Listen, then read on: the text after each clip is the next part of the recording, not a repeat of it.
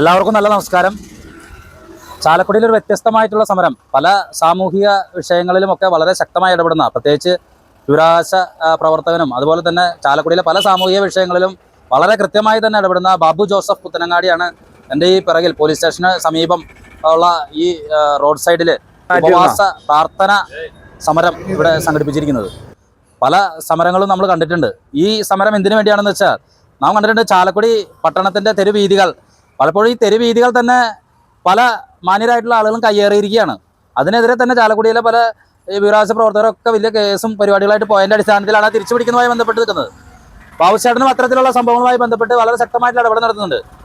ഈ പൊതുവീഥികൾ കൈയടക്കുന്നത്, സ്ഥലം കൈയടക്കുന്നത് മാത്രമല്ല, പൊതുവീഥികളുടെ ഇരുവശങ്ങളിലും വാഹനങ്ങൾ പാർക്ക് ചെയ്തുകൊണ്ട് ഗതാഗത തടസ്സം സൃഷ്ടിക്കുക. അതുമാത്രമല്ല, ചാലക്കുടി പട്ടണത്തിലേക്ക് വരുന്ന ആളുകളുടെ ജീവന് തന്നെ സുരക്ഷിതമല്ലാത്ത രീതിയിൽ, ജീവൻ നഷ്ടപ്പെടുന്ന രീതിയിലേക്കൊക്കെ കാര്യങ്ങൾ എത്തുന്ന രീതിയിലേക്ക് ഇത് പോയിക്കൊണ്ടിരിക്കുകയാണ്. ഈ സാഹചര്യത്തിൽ പോലീസ് ഈ വിഷയവുമായി ബന്ധപ്പെട്ട് നിയമപരമായിട്ടുള്ള പല ഉത്തരവുകളും വന്നിട്ടും യാതൊന്നും ചെയ്യാത്ത ചാലക്കുടി പോലീസ് നീതി പാലിക്കുക എന്ന മുദ്രാവാക്യം വെച്ചുകൊണ്ടാണ് നമ്മുടെ ബാബുച്ചേട്ടൻ ഇവിടെ ഈ ഉപവാസ സത്യാഗ്രഹ പ്രാർത്ഥനാ യജ്ഞം സംഘടിപ്പിച്ചിട്ടുള്ളത്. നീതി ലഭിക്കുമെന്ന് തന്നെയാണ് പ്രതീക്ഷ. ഇതുമായി ബന്ധപ്പെട്ട കാര്യങ്ങൾ നമുക്ക് ബാബുച്ചേട്ടനോട് ചോദിച്ചറിയാം.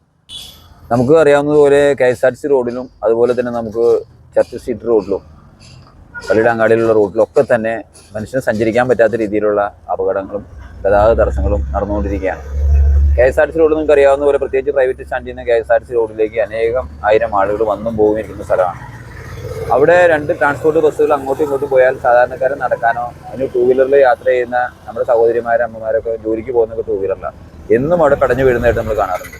ഇതിന് ശാശ്വത പരിഹാരം ഉണ്ടാവണമെന്ന് പോലീസിനോട് പലതവണ ആവശ്യപ്പെട്ടിട്ടും ഒരു ശക്തമായൊരു നടപടി പോലീസിൻ്റെ ഭാഗത്ത് ഉണ്ടാകുന്നില്ല.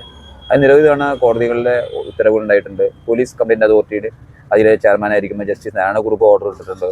ലാസ്റ്റ് ഇപ്പോൾ 7 ദിവസം നടപ്പിലാക്കാൻ പറഞ്ഞ ക്രൈംബ്രാഞ്ചിൻ്റെ സ്പെഷ്യൽ സെല്ലുണ്ട് ട്രാഫിക്കിൻ്റെ, നോർത്ത് സോൺ, കോഴിക്കോട് നിന്ന് അവിടുത്തെ SP ഡയറക്ഷൻ കൊടുത്തിട്ടുണ്ട്.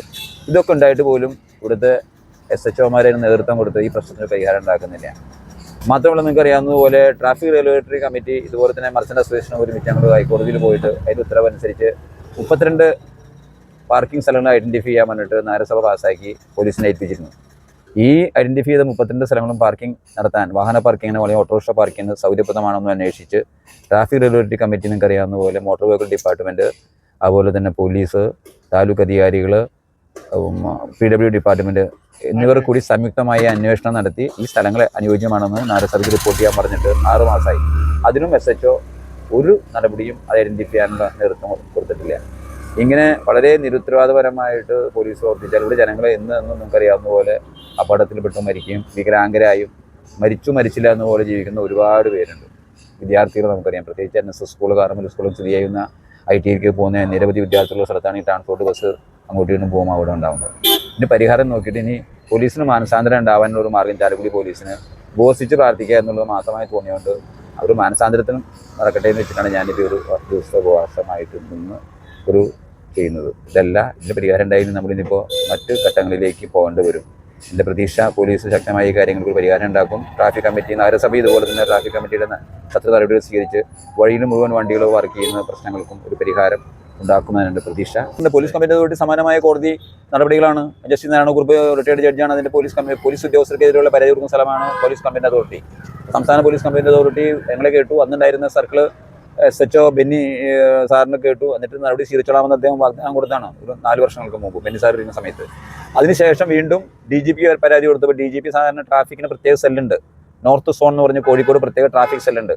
അവിടുത്തെ SP ഇതിനെക്കുറിച്ച് അന്വേഷിച്ച് ഇവിടെ വന്നിട്ട് ശരിയാണെന്ന് പറഞ്ഞു. അതിപ്പോൾ ഈ അടുത്ത് കഴിഞ്ഞ മാസം ഒരാഴ്ചക്കുള്ളിൽ 7 ദിവസങ്ങൾ നടപടി സ്വീകരിക്കാൻ പറഞ്ഞ് ഇരിഞ്ഞാലക്കുട റൂറൽ SP മുഖേന കത്ത് കൊടുത്തിട്ട് പോലും നടപടി സ്വീകരിക്കാണ്ട് വന്നപ്പോഴാണ് നമുക്ക് ഗതിമുട്ടിയത്. നിയമ നടപടികളും പോലീസ് മേലധികാരികളും പറഞ്ഞിട്ട് ചാലക്കുടി പോലീസ് അനങ്ങളില്ലാന്ന് വെച്ചാൽ അനങ്ങാനുള്ള വഴി ഉപവാസം മാത്രമുള്ളതെന്ന് തോന്നിയുകൊണ്ടാണ് ഞാൻ ഈ കടമയിലേക്ക് കടന്നത്.